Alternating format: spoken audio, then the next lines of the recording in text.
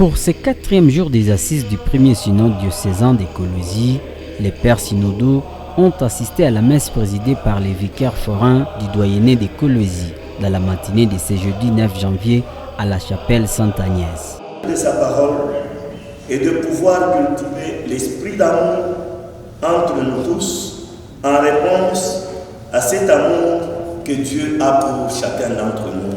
Amen.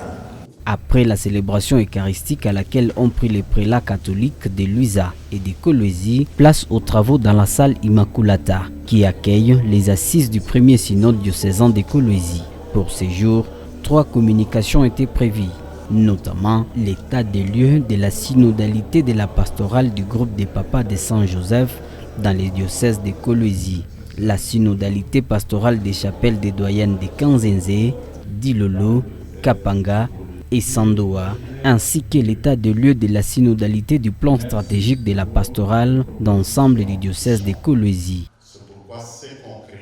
Pour remplir sa mission d'évangélisation, l'Église a besoin de ses ressources humaines et matérielles.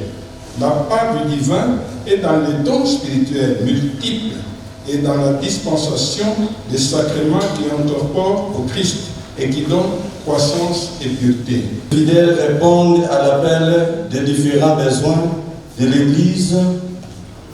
Ils prient chaque dimanche et se réunissent dans le CFE.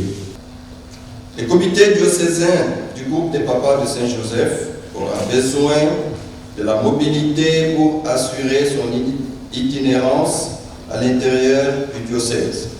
La Bible ne dit pas que la foi sans œuvre est une foi morte. La journée s'est aujourd'hui encore poursuivie par les discussions en carrefour avant de faire une mise en commun des stratégies à arrêter.